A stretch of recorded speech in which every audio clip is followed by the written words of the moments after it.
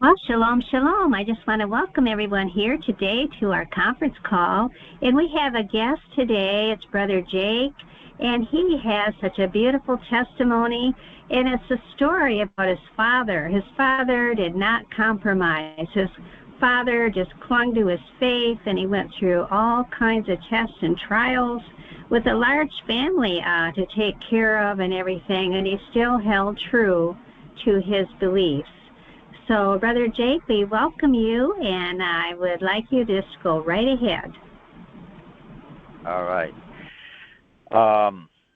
My father's name is Vladimir Pavlovich Kylo. He was born on April 15th of 1932 in the former Soviet Union. Converted to Christianity in 1957. A husband to Maria Kylo, and a father to 15 children.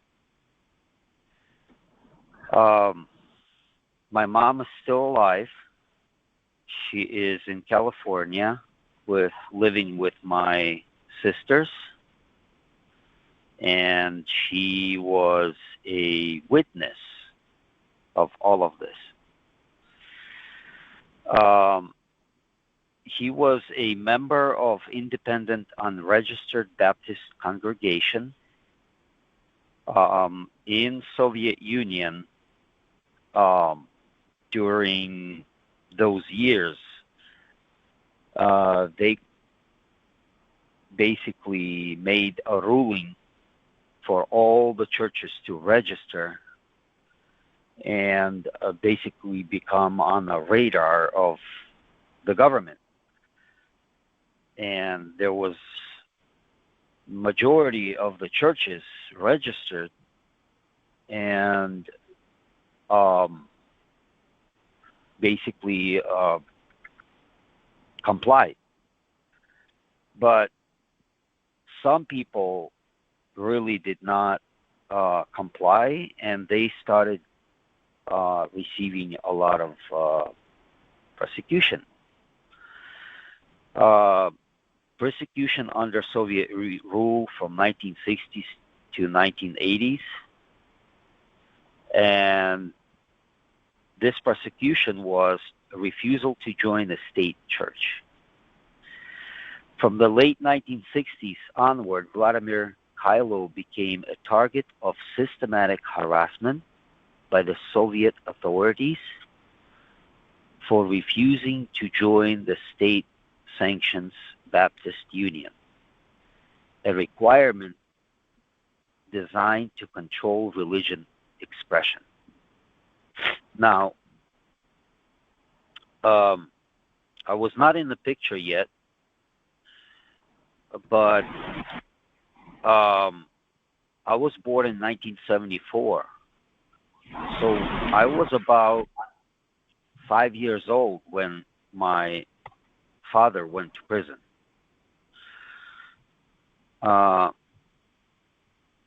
Socioeconomic retaliation. Authorities used the full weight of state machinery to destabilize the Kylo family. Employment harassment. Vladimir was fired from jobs and penalized with wage cuts. There was always an issue with people who were his type.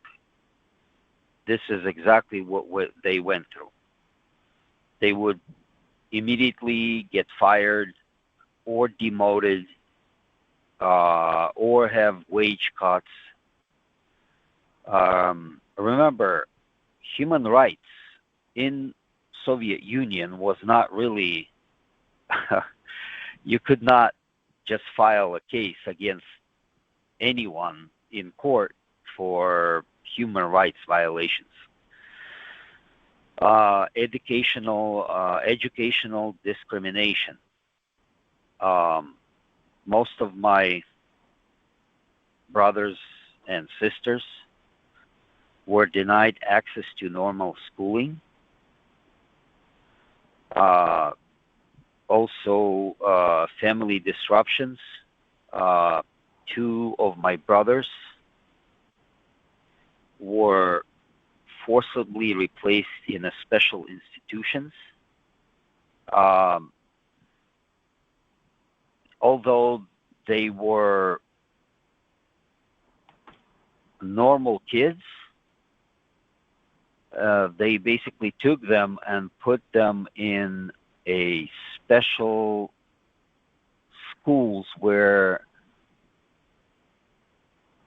there were very violent kids and basically special needs school. But it wasn't like the schools that they have in the United States. It was like a prison type school, a juvenile school, or a juvenile prison school. Anyways, I found these. I'm doing some research and putting together some document, and I had to go into deeper research and find some evidence. And I found in a document, it was in the Chronicles of Current Events, May 1975. I was born in 1974. I guess this was written in 1975 when I was just a year old. The Soviet Dissident publication, Chronicles of Current Events, recorded extensive abuse against the Kylo family. Notable tactics included threat to revoke parental rights, surveillance, coercion to inform, false criminal allegations. The family's attempt to immigrate to Canada in 1974 intensified state repression. It refreshed my memory because my father in 1974 he basically went and started a petition with a Soviet government asking them to release the family to immigrate to any country outside of Soviet Union, and he filed a petition in 1974.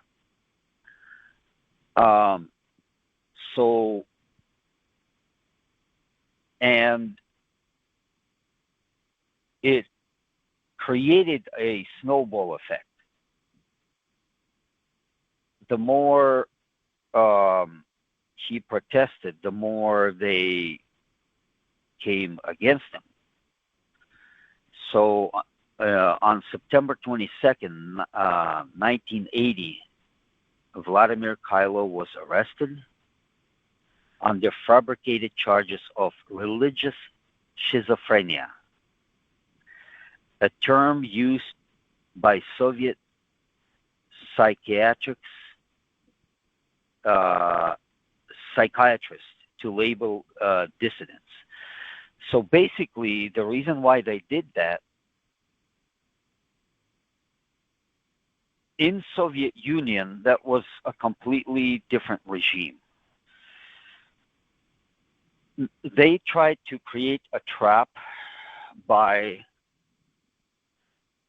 setting up traps to Christians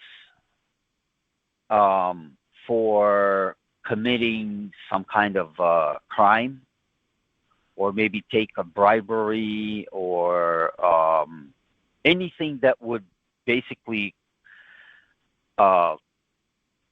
capture these types of people so they could put them away. But whoever would not take that bait, this is their lost card, or a lost play in the game. They would basically accuse a person of being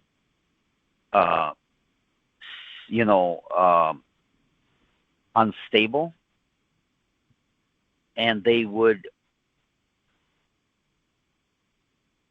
order a psychiatric evaluation. And even though the person could be 100% sound-minded, they would rule that he is mentally unstable, and they would send them to a psychiatric hospital. Hold on a second. Let me take a drink of water. And so he was detained, sent to Dnepropetrovsk. That was the city that he spent maybe half of his sentence, and forced. And this was a military place. It was not a civil hospital. It was a military experimental hospital. It was basically under a secret. My mom, she knows where he was, and she visited him several times, and my dad he was trying to tell her that this is not the place that she thinks, because he had an insight knowledge of really what that was. Everybody thought it was just a hospital, but it was not a hospital. It was a place where they basically experimented drugs on their subjects. So he was forced drug treatments, solitary confinement, experimental solitary confinement, medical experimentations, inhumane psychological abuse. They would take a person and they would basically give them new drugs, and they would watch how the person reacts. This abuse occurred despite Kylos posing no mental health risks. His only offense was evangelism, distributing Christian literature, and opposing atheistic propaganda.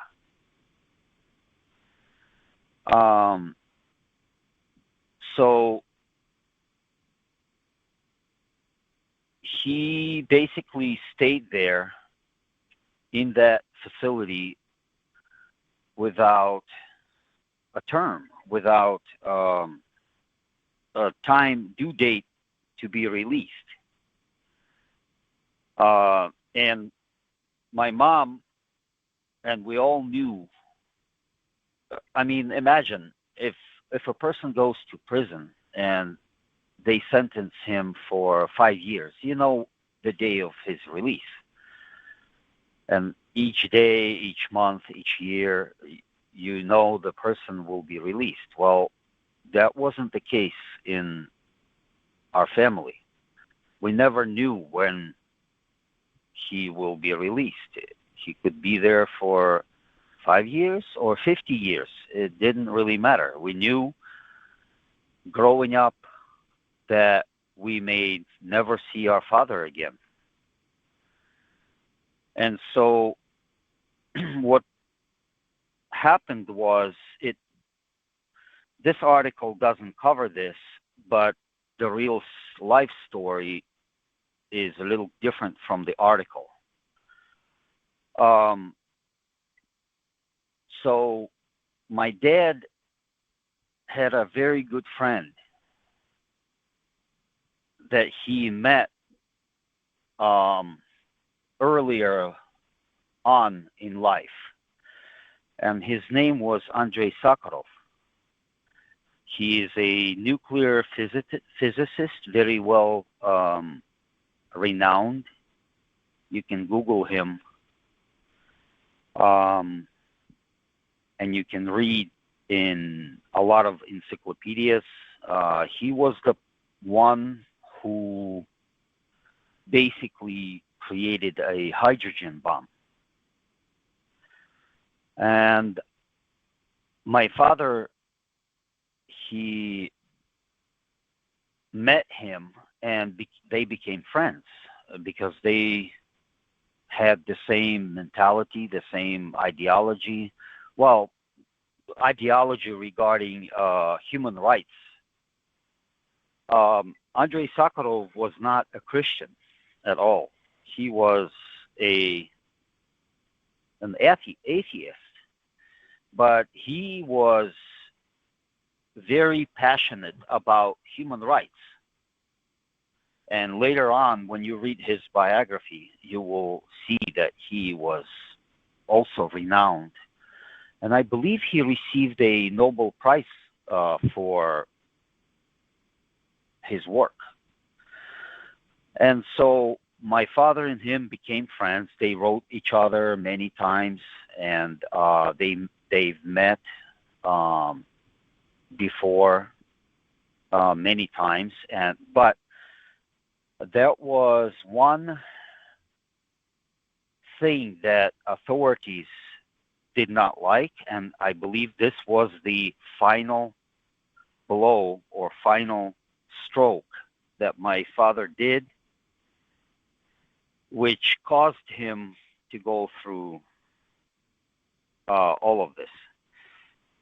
In 1979, I believe, if I remember correctly, Andrei Sakharov became under fire from Soviet authorities, and they locked him up and they placed him under a house arrest. And I have no idea. I cannot tell you how my father found out because it was a secret.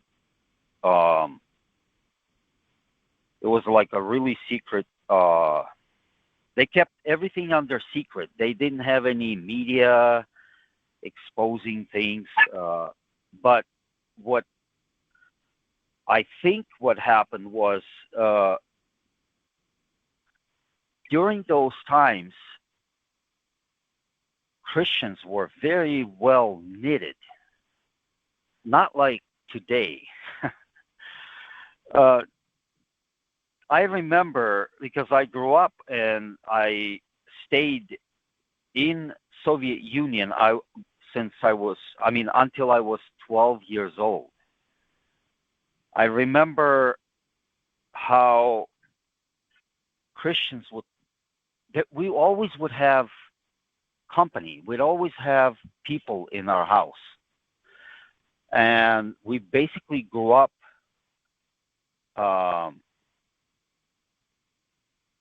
with Christians who are the same, like-minded. They supported our family. My mom had no income. Some of my older brothers, they were working, but they would work those jobs that would basically bring no income. And we had to rely purely on faith. We had to rely on Christians bringing together and feeding us. I remember it was like a clockwork. I don't remember much from my childhood, but I do remember certain points that stood out in my mind. When I was little, I remember people would come and they would bring a bag of potatoes. Some would bring, a bag of rice. Some would bring different provisions. And that's how we live day to day. My mom would basically rely only on God. She would pray every day, and things would happen. I mean, I saw real miracles, real things that I can't explain till this day. And so, um, when he met, when my dad met this Andrei Sakharov, they became friends, and Sakharov got in trouble. My dad found out, and I suspect it was one of the Christians that lived in that town came and told my dad that there's something going on. He knew where Andrei Sakharov lived, and he informed my dad that they have surrounded his house. And my dad, just without any hesitation, he just said, I'm going to go and visit him. And I know this because I've heard this story from my dad several times. And everybody was telling him, but you're going to get arrested. This is not something that you can play with. This is too dangerous. My dad said, so be it. I don't care. So he took my sister. He went to, it used to be called Leningrad. Now it's St. Petersburg, Russia. And he found an address. And when he approached the block, he saw that there was a lot of KGB surveillance, but he kept on walking. And when he approached the building where he lived, he was so confident. He was walking like a general. That's what he always, when he was telling the story, he would always use this terminology. I was walking like a general amongst my soldiers. He was so confident. He walked up to the building, and there was soldiers standing by the building, and they just saluted him and opened the door for him. So he walked up the stairs. He came to a room where there was another additional KGB post. And when he walked up, my sister, out of fear, yelled, "Good morning." And they all got up and saluted him, and they opened the door to Sakharov's quarters where he was living. And when this scientist, Sakharov, when he approached the entrance and he met my father, he was so shocked to see him. He couldn't believe that it was him standing at the door. And he was asking him, "What are you doing here?" My father said, "I came to see a friend." And so they looked at each other, the KGBs looking at each other, completely in disarray and completely confused. They didn't really understand what was going on. They thought it was some high official who's coming to see the scientist. They didn't realize what they were doing all along.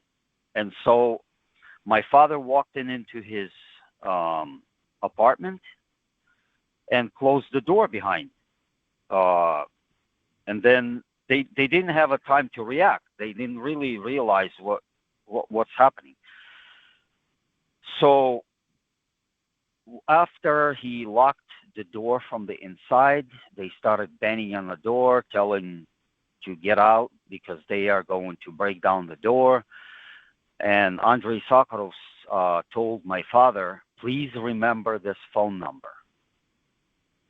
I know there will be maybe no chance for you to do what I'm asking you to do, but if you get out, please remember this phone number. And he kept repeating the phone number. And my father actually remembered the number. He memorized the number. Well, they broke the door. They dragged him out, arrested him. They arrested my sister. And they hit him with a pistol on the head and knocked him out. And what my father is telling me, he was telling this story over and over, many times I've heard this story. He said, next time I'm waking up, I'm in some room, a very well kept, very clean, very well kept, and I see a tray with food, and then I stood up, I ate, I went to the door, started knocking on the door, and someone opened the door, like a guard, and said, you have to stay here.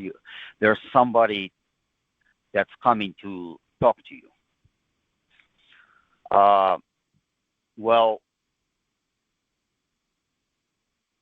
what they were waiting for, it was a person of a very high-ranking officer, a KGB officer. At that time, his name was Chernenko.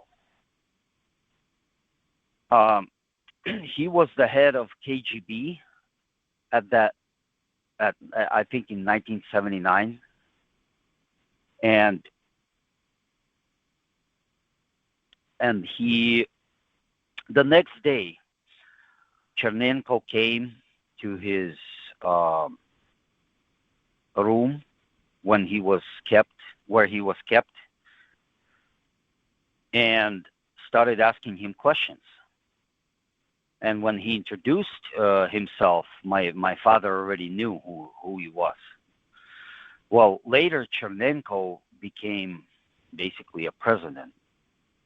I think it was 1985 or 1986. I don't remember. I have to look up when he was prime minister of USSR. But anyways, and he had a conversation with my father, and what my father noticed how well behaved he was, how intelligent he was, and he was very cautious. He was just interviewing him. And what's interesting is when he had a conversation with Chernenko, the head of KGB, my father already knew. He's like, well, that's it. I already know. I'm going to be locked up. No, they released him. A few hours later, after they talked, they basically released him. My father, at that moment, he didn't know why they would release him. Why, whatever he did, it's like walking into a White House, fully armed, and then all of a sudden they just release you.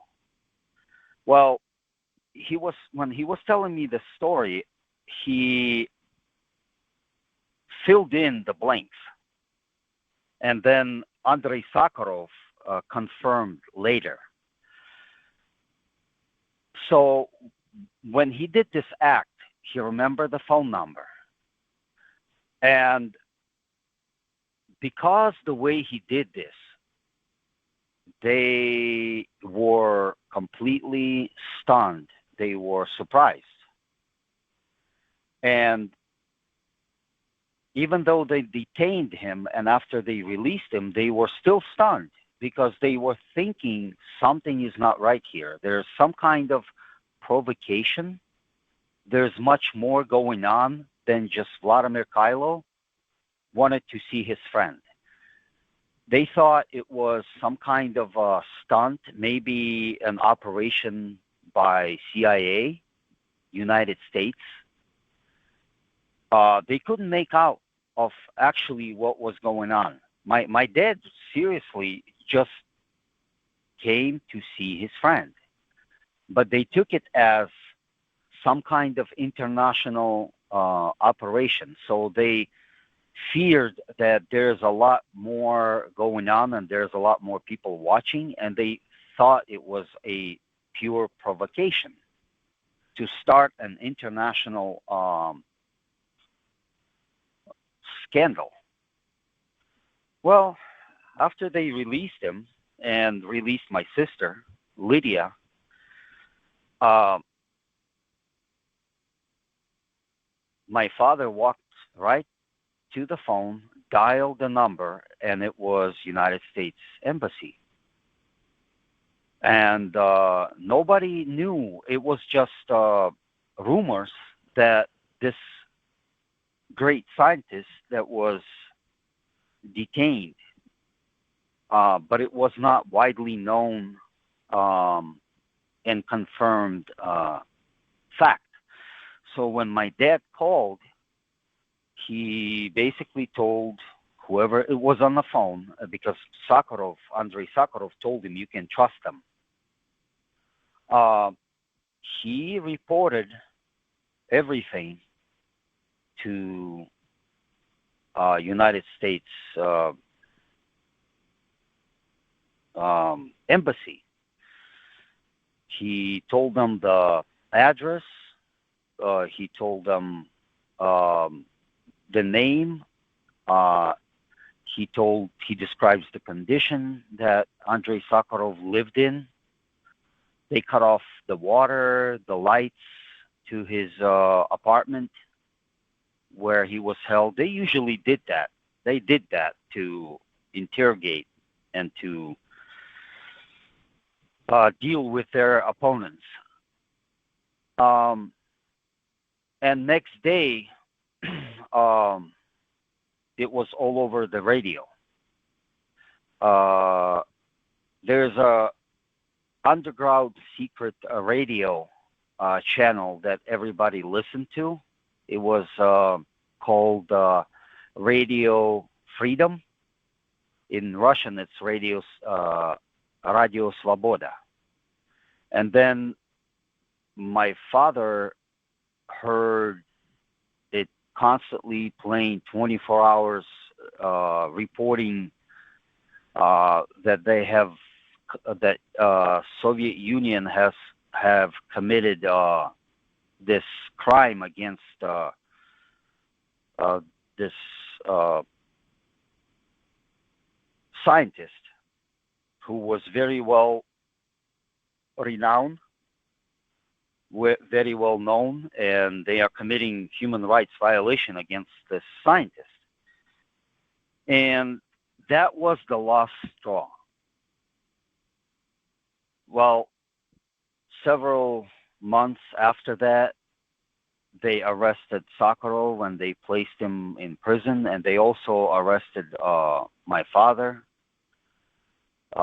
They put him in this psychiatric ward, and he spent there 6.5 years. So this gets a little bit more interesting. I mean, I lived through this time. I've witnessed this myself. And the story almost sounds like a made-up movie plot. But no, this is a real reality. I lived through this. I witnessed this. So in 1986, I think it was March or April. I don't remember the dates. I can look it up. Anybody can look it up. Chernobyl happened. There was an explosion a nuclear meltdown in Chernobyl. Well, they kept it as a secret, as always, but then the secret got out because I think some countries detected a radiation leak, and that's how it got out. And it was a really huge crisis for Soviet Union because there was a nuclear meltdown. Well, Gorbachev was in power at that time, and when they presented the facts to him, he summoned all top nuclear scientists. And guess who was on that list? Andrei Sakharov. He was number one, who basically had knowledge and was able to fix this problem. But he was in prison. Well, he gave an order to pick him up, and he stood before Gorbachev the next day because they basically sent a military plane to pick him up and bring him to the Kremlin. And this is the interesting part. The type of person that this Andrei Sakharov was.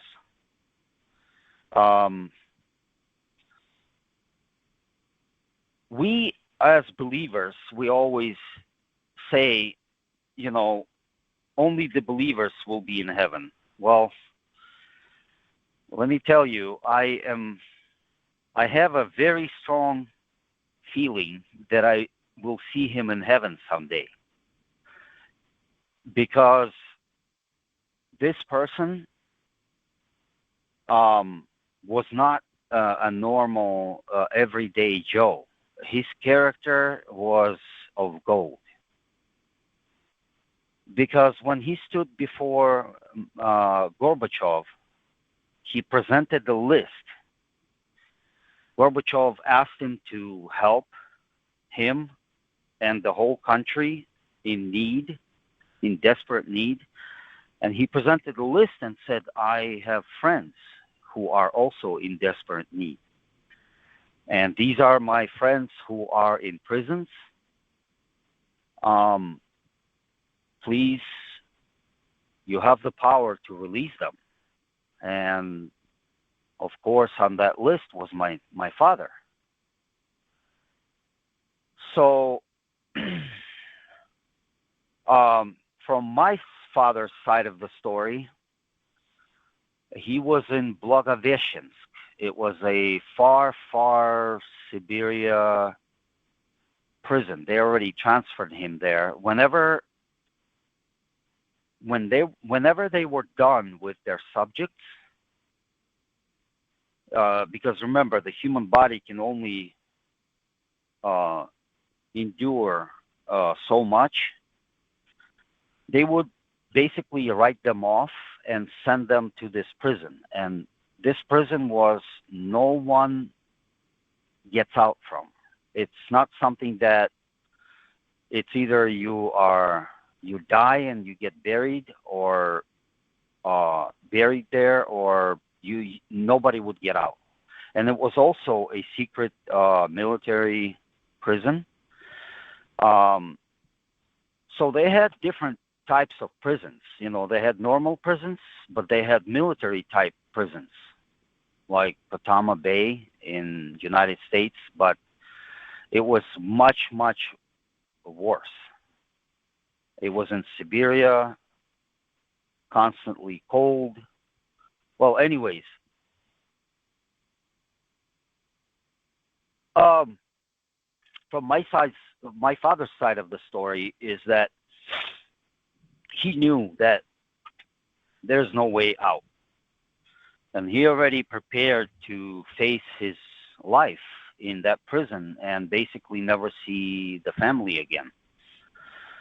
And they would always come to him and ask him, if you sign this document, if you tell us you will not preach or you will not you will behave, we can let you out.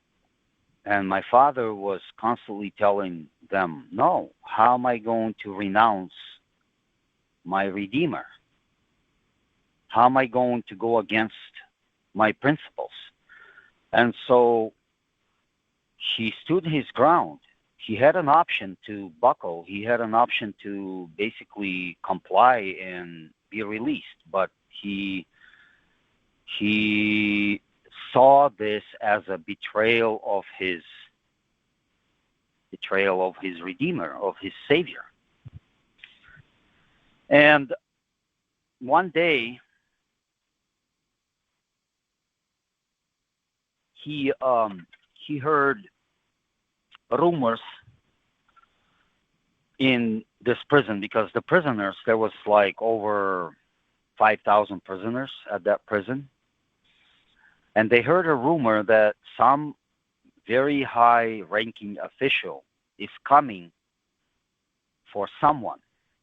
And my dad never paid any attention to it, because he didn't realize that they were coming for him. So when this high-ranking official came, everybody heard they were talking on this hallway, and they were calling his name. Vladimir Kylo, please come forth.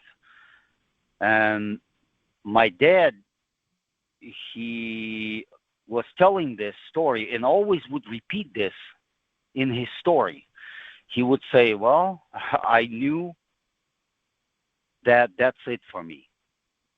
They are preparing some kind of a really high level psychological nightmare for me. And when he came forth, this high level ranking officer said, you're coming with me. So my dad came, and they drove him to the airport. Then they put him in a plane, and my dad was always telling me, well, they fed him. He said immediately they fed him with the food that not normal prisoners would eat. And that was odd. Then they put him in a plane, and they flew him in to the near large town where we lived, but he didn't know where he was going. And then someone else came. When they put him in a hotel, they still, guarded him with guards. And then some other, even higher ranking official came and said, you're being released. And even in the hotel room, my father was telling this story. He said, I thought that they're playing games. I saw the reality, but I couldn't accept the reality until they really several times came to me and said, you are being released. And your friend Andrei Sakharov is the one that's basically is behind this. Well, I remember this story from my side of the story. And I remember the day I came from school. It was snowing. It was like a blizzard. And we were inside the house. We heard dogs barking. We looked out the window and we saw a Christmas tree. What I mean by Christmas tree, we saw lights, police lights everywhere. They were all filling the whole street. So we came to our mom and we said, there's a police. And my mom the look on her face was like, okay, this is it. Then what we hear next, and I witnessed this, I remember this. We are standing by the door. We hear the knock. Someone knocks, and with a very polite voice saying, Maria, could you please open the door? We want to talk to you. And I remember my mom froze before the door, and she was just standing there. Well, for several times, the knock came through. She finally decided to open the door. We saw, but also the crazy thing that I saw the police, and I saw this beautiful, nice, really clean, stretched limo. I never saw that kind of car before, and it was odd. You know, when we were looking out the window, that's what I noticed. I noticed this black car that was really nice, shiny, polished, and that what stood in my mind, in my memory. And well, when my mom opened the door, we saw people standing in their suits, and the person started speaking in a tongue that I did not understand. He was speaking in English. He was a representative from U.S. Congress that basically came to our house telling my mom the whole story. It was something out of a movie play. But anyways, I remember when he started speaking and he started telling my mom, my name is, he introduced himself. This is my assistant. Don't worry, we're not here to arrest you. We are here to provide assistance. And my mom started fainting because she started realizing this is not what she was facing. So she was overwhelmed with emotions. They came into the house. They told the whole story with the interpreter. The police was outside waiting, escorting him. That was what we saw, the lights, the police. They were escorting this representative.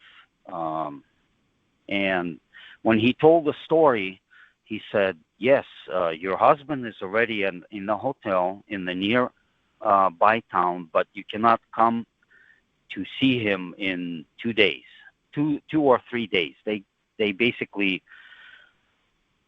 brought him to a hotel and, washed him, fed him, sent the local barber to put him back into humanity. Because if you watch any videos about early Soviet prisons, you will only understand why they did that. Because the prisoners were literally like a concentration camp survivors. Anyways, they brought him to the hotel, and that's where he was living. So on the appointed day that they told my mom that they can come and meet, my mom went to that hotel and met my dad. And my mom's side of the story, she said, yeah, I could understand the reality, but this reality was like a dream. She didn't believe until they really met and sat down and realized what was happening. Anyways, we came to United States in 1988, in January, month of January, 1988. But we didn't come directly from USSR to United States. First, we flew out from USSR and we landed in Netherlands. And in Netherlands, we lived for about 6.5 months, maybe 7 months. And then we came to United States. Who was behind all this was this scientist. His name was Andrei Sakharov. But Andrei Sakharov managed to get a hold of Christian Solidarity International, U.S. Congress, that was Frank Wolf, Nobel laureate Andrei Sakharov.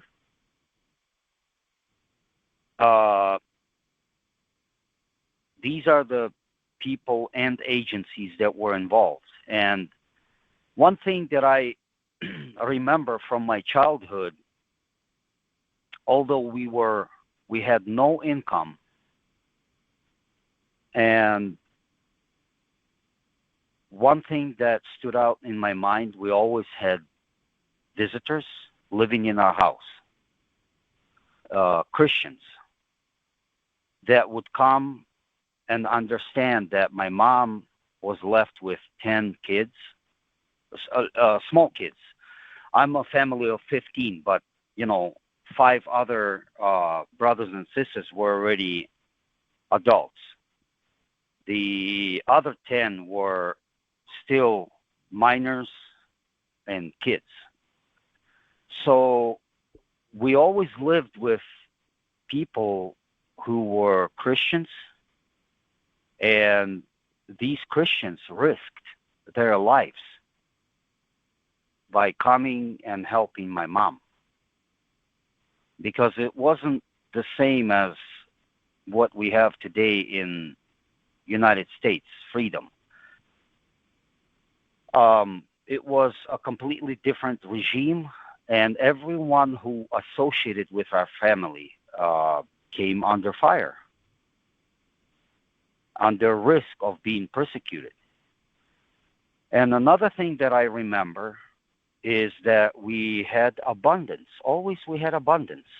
There were times, yes, where we would run out of food.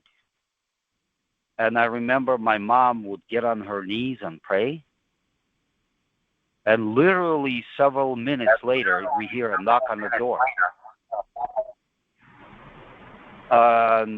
Someone would tell, Maria, open the door. We have some potatoes for you. And my mom would open the door, and there is an old man standing and holding a bag of potatoes. And another thing that I remembered was people were sending parcels, packages through mail. We would always walk to the post office, and we would always have packages waiting for us. And I remember we would have clothes coming from Germany, United States, all over the different countries. We were dressed better than anybody else. In Soviet Union, jeans, you couldn't buy jeans, or you couldn't buy a good quality clothes. It was all stapled, the same. Well, we had different, much higher quality clothes. that we went to school. And what I remember from my childhood was kids, they would always look at us and say, "Where did you get that? What kind of clothes is this?" Anyways, after my dad was released, and these events took place, from that point on, it was like a dream in the reality. It was like we couldn't believe that from one day of being persecuted, we had the whole international attention. And in 1988, 1987, I remember we moved to Netherlands, and there were a lot of people always would come, representatives from different missionaries would come and wanted to talk to my dad. So I'm sorry to go over time. I know that Barbie is watching the time because, we don't want to go over time. But last thing that I wanted to tell you is, over the years, when I started studying the Bible and I discovered that you should be keeping the Sabbath, I had many clashes with my dad over this. And at the time when I was growing up, I didn't understand this. But now I understand. I came to a full conclusion and realization. When I would talk to him, he's a Baptist, and Baptists believe in they have certain doctrines that they believe in, and they are not biblical. And when I would confront him with certain doctrines, he would not accept them. He would fight me. We were not on the good terms when he lived, because I would constantly challenge his beliefs. I would come up and I would tell him, look, it says the true believers should be keeping the commandments. And I would point out, Revelation 14:12. And he would, to justify his beliefs, he would basically argue with me. And we didn't end up on good terms. But one thing that I understood now, I know I will see my dad in heaven someday, because the prosecution that he went through, and he stood his ground. He was very stable in his faith. His faith was tried from every different direction, from every different angles, and he stood the ground. One thing that I understand now, and I can tell you, that God is not judging us the way we think. Some people think, I'm a sinner and I've did this and God is judging me. And, well, we have an advocate. His name is YaShah. And I believe our lives will be judged on the fruit that we bring. At the end of the day, at the end of life, what fruit do we bring to the table of truth? And I believe this is how God judges. Look at this character, Andrei Sakharov. Until the day he died, he was an atheist. But look at his fruits. Look what he did. He didn't have to. He was very, very well renowned scientist. He could be walking in the palaces of the higher education echelons, living a life of luxury, but no.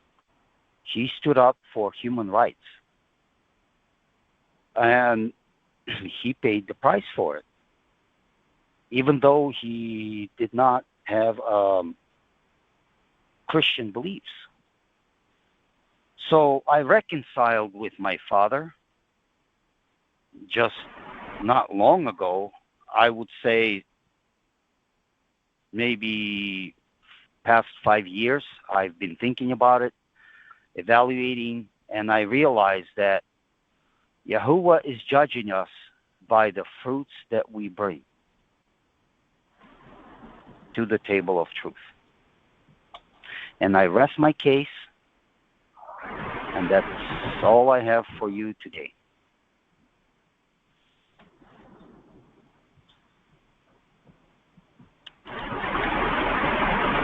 Okay, thank you, Brother Jake. I'm going to close the recording. Thank you so much for your testimony and your father's testimony.